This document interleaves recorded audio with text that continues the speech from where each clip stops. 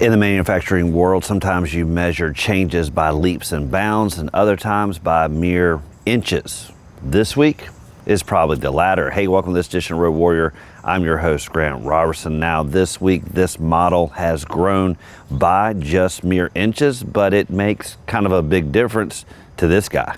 This model is the all-new 2020 Buick Encore GX, growing a little bit this way, a little bit that way, taking it from maybe the subcompact to almost a compact vehicle. But overall, for this 6'2" guy, I like the fact that anytime they tweak the numbers, they make it feel a little bit more roomy. Now, where it changed just a hair is in a little bit of the design. Used to be a little bit cut off here at the back end. Maybe you'd argue a little bit more voluptuous, but overall, they upsized it just a hair to make it feel just a little bit more roomy.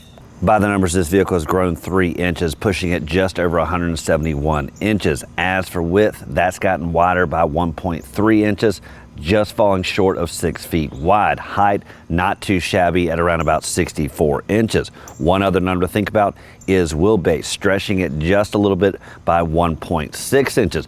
Overall, with those growth numbers, that pretty much means it takes this vehicle again from a subcompact almost to a compact area and fitting quite well in the crossover segment.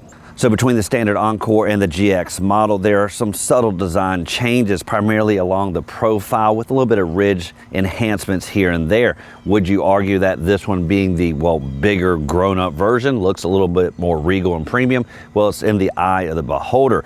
The big changes, though, are here at the back end, and this is noted in the overall specs. Pretty much all the legroom numbers stay the same through here, but the cargo is bigger, and obviously that enhances with the overall design. This one looking a lot less curvaceous than the standard Encore, and where it pays dividends is right here in the cargo area. With all the big changes culminating here at the back end, specifically when it comes to the increase in cargo space, that made this vehicle the perfect weekend warrior. And that's exactly what we did. Went up to Roanoke, Virginia, tested the downtown eateries as well as went off the beaten path, saw a little bit of farm life and some covered bridges.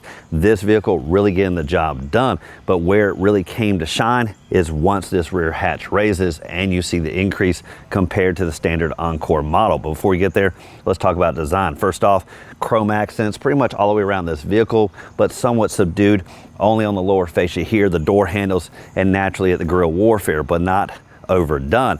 Also, safety, backup camera, backup sensors really allowed us to get into those tight spots, especially in that city parking. But the big story is what lies underneath here. For operation, down here is your handle, nice electronic release, just simply press it. This one is powered.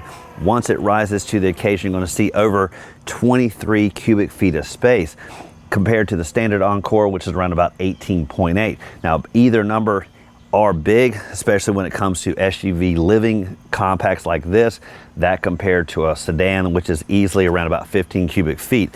So when you get into a vehicle like this, this is where they shine. But when it gets to 23 cubic feet, that is, in my opinion, massive and really allowed us to put all of our gear in here. Nothing had to invade the passenger cabin. Everything really stored quite nicely. Now, this model had the rigid tonneau cover. It does have a modest shelf up here, could hold some lightweight items. Obviously can be removed if you have tall items. Underneath the cargo floor, one thing you're going to find that is definitely falling by the wayside is a spare tire and some cavernous area, which in a pinch, you could put some more gear.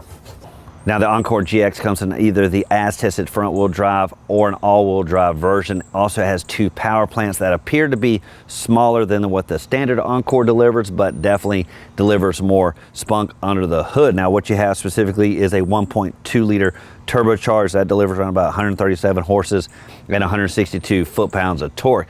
As for this model, it came with a little bit more spirited 1.3 liter turbo, which delivers 155 horses and 174 foot-pounds of torque. But where we saw this vehicle shine is both in the gas sipping at the pump, as well as the maneuverability and comfort on the open road. Also, again, this one being only the front wheel drive, we did go off the beaten path and, well, never got into any sticky situation, but it definitely has some off-road worthiness just the same. Interior accents are going to be kind of this two-tone look with a lighter leather and darkened accent around the outer edges. Another big number to think about really is legroom. Up front, over 40 inches. In the back, 36. Nice touchscreen system, front and center, really easy to use. These systems are making buttons really fall by the wayside. Everything integrated right through here. Now there is a home screen that's going to take you to some various apps, really easy to use. Now this is basically the only knobs you have to interact. Nice volume control, power as well, and your tune select. Again, making everything nice and sleek. Buick definitely knows how to make things look premium, and especially when it comes to climate controls. First off, nice knob selection when it comes to the climate settings. You'll see it integrated right here on the dash, as well as interact with the MyLink up above. As you interact with the climate, it pops up. Again, keeping the driver from having to look way down here. Mode select right through the middle. Now, I'm a big fan of knobs when it comes to fan speed, but unfortunately Buick does it with these small little indicators right here with fan. Really hard to find sometimes if you're driving, just can't find really where to navigate to. If that could be changed to with 3 knobs across, everything integrated symmetrically, that would help a little bit with the overall design, in my opinion. When it comes to connectivity, you have a USB-C, USB auxiliary, as well as a power outlet. Plenty of options even right through here, but the biggest being what's down below, specifically with the wireless charging. And what I like is the fact that you can just lay it in. Some other models, vehicles are doing some type of crevice where you have to shove it into. This is just so much easier to set it down and let it charge. Now, some other operation down below comes to safety, lane awareness, traction control, as well as the parking option and parking sensor on and off. Now, when it comes to auto stop, auto start features, typically they aggravate me, and I'm always looking for the on off button. Now, what's great with the Encore GX, it does have it, but surprisingly with the quietness of this vehicle, I never found myself turning it off or on. The starts, the stops, really nice and seamless, and well, not aggravating.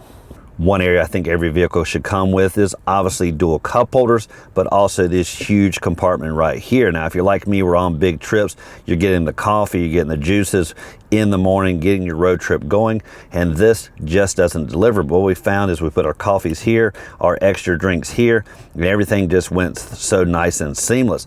Oftentimes, this area is built with a console, very useless. This worked out quite well. Now, I mentioned earlier about the buttons on the dash going away, but where they've moved is to the steering wheel. Really, this starting to look kind of like a Boeing 747 with the pilot having to do pre-flight check.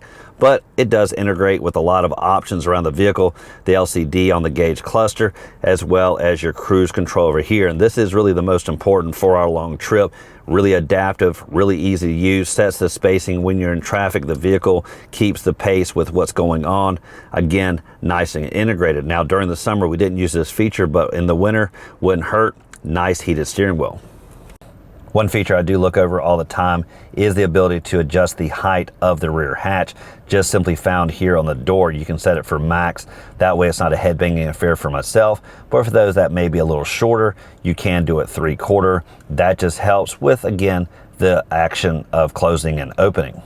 Now it does for this upsized version of Road Warrior in our test drive behind the wheel of the all-new 2020 Buick Encore GX, a vehicle that's grown just a little, but has made a big impression, specifically there at the cargo area, making it feel much more like a weekend warrior, or even more so, maybe for the entire week. But what I like is the fact that, well, this sub-compactish vehicle can definitely deliver people and the comfort, as well as their gear. And that's sometimes where these vehicles can fall flat. Now, as always, thank you for watching this edition of Road Warrior. Keep both hands on the wheel and eyes straight ahead.